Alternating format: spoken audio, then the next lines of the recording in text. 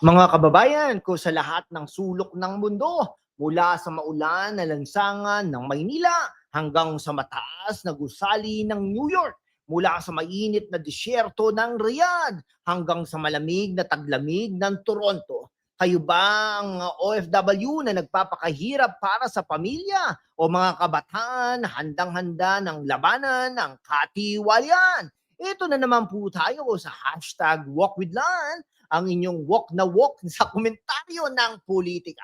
Hindi yung walk na parang sa adobo, ha? Yung walk na nagpapainit ng ating isipan, nagpapasiglab ng katotohanan. Ako po sila ng inyong komentaristang parang si Deo Macalma na nagbabalik mula sa DZRH archives. Pero with a Gen Z twist para sa inyo, mga kawok.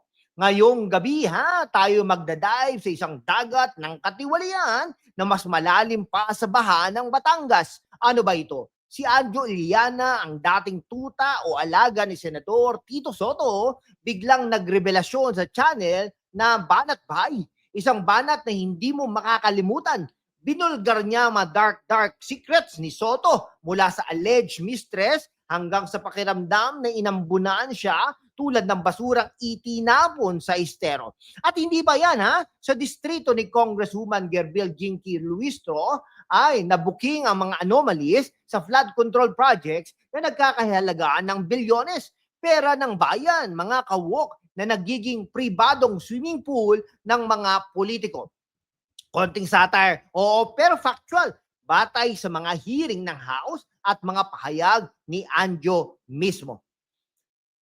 Okay ha, huwag kayong mag-alala. Ilang mga minuto tayo rito. Hindi yung mabilis na TikTok na 15 seconds lang, kundi in-depth na parang investigative report ni Macalma with wit na magpapatawa ka habang naiinis. At sa dulo ha, may call to action tayo. Subscribe na mga kawok para sama-sama nating walk-in ang landas ng katotohanan.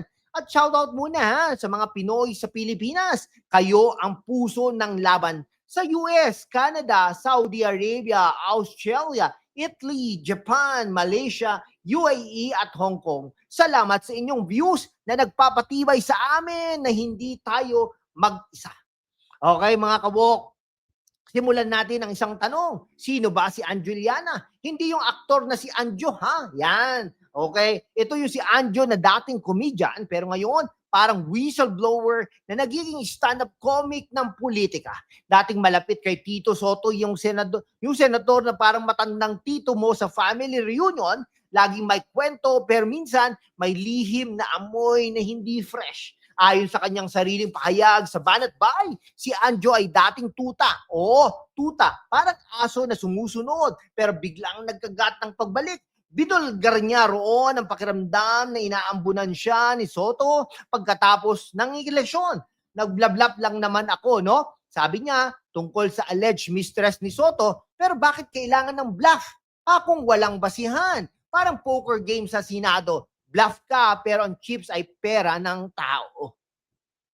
At si Banat Bay, salamat sa kanila mga kawok. Kung yung channel na hindi natatakot magbanat ng buto o magbanat ng katotohanan, sila ang nagbigay ng platform kay Anjo para magsalita. Hindi tulad ng ibang media na parang tuta rin ha. Sumusunod sa mga bossing. Favor ko ito sa Banat Bay by Anjo. Bayani sila sa panahon ng katahimikan. Shoutout ulit ha mga OFW sa UAE at Hong Kong. Kayo ba ay nakaka-relate? Yung pakiramdam na pinagtrabahuan mo, ang remittances, pero gamit ng politiko para pera ng sariling yate. Wow, sarap na may yate. Ngayon, pag-uusapan natin si Senador Tito Soto ng mas malalim. Factual muna Noong November 2025, sa isang interview, hinamon ni Anjo ang Blue Ribbon Committee na nag-i-invite siya. Pero with lie detector test. Bakit? Dahil ayon sa kanya, inabandon niya si Soto pagkatapos ng 2022 elections at may lihim na hindi may paliwanag. Si Soto sagot niya, huwag pansinin. Parang matandang tito na nag-i-ignore ng apo na nagagalit. Witty ba ito? Oo parang pero tragic Sa panahon ni Macalma, ganito ang satire.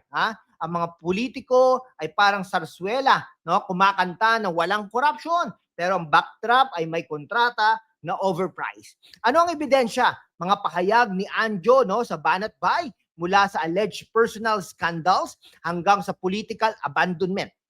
At si Soto dating Senate President, ngayon Senate President pa rin siya, may moral ascendancy pa ba siya? Tanong ko sa inyo, mga kabataan sa Japan at Italy, kung ang leader mo ay hindi makasagot sa accusations, ano pa ang saysay ng posisyon niya? Critical ba ito? Oo, pero basihan sa facts, hindi sa chismis. At tweet-tweet si Soto na dating anti-drug czar, ngayon by anti-truth din. Shoutout sa mga Pinoy sa Australia at Malaysia. Kayo mga nagre-remit ng bilyones. Pero bakit ang politika natin ay parang telenovela na walang happy ending? Subscribe na para hindi kayo makaligtaan ang susunod na episode. Okay, lumipat tayo sa Batangas, 2nd District. Doon si Congresswoman Gerbil Luistro na dating Jinky Beatrix ngayon ay nasampahan ng graft case sa Ombudsman noong November 5, 2025. Ano ang anomaly? Flood control projects na nagkakahalaga ng bilyones. Pero bakit pa rin baha ang Batangas? Ayon sa House hearings, may selective amnesia ang contractors tulad ng Diskaya family. Testigo sila pero puno ng inconsistencies, mga kaibigan. Okay pero mas intellectual, tignan natin ang mga data. Okay? Parang si Luistro nag-flood control sa kanyang bank account, pero ang distrito nag-flood ng problema.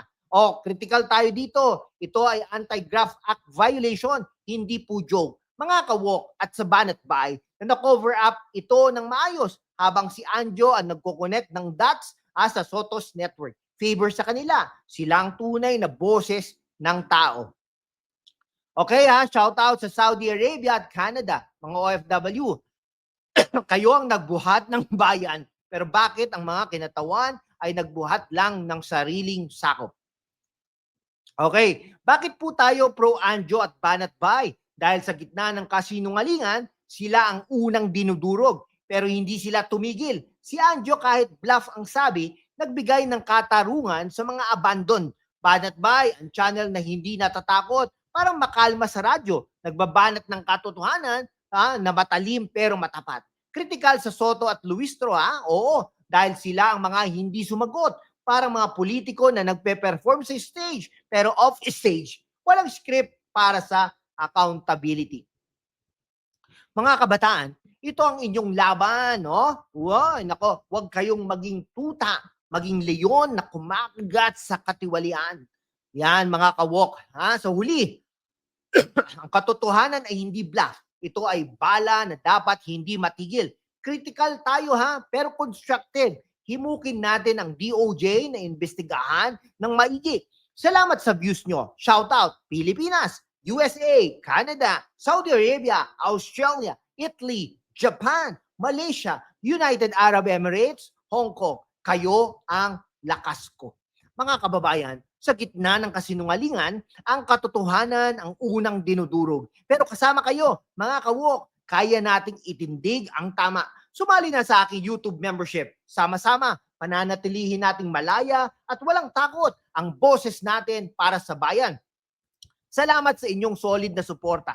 Mag-subscribe na sa #WalkWithLan, YouTube channel membership at maging bahagi ng ating masiglang laban. #laban para sa katotohanan. Like, share, comment. Ano ang susunod na anomaly? See you next walk at mabuhay ang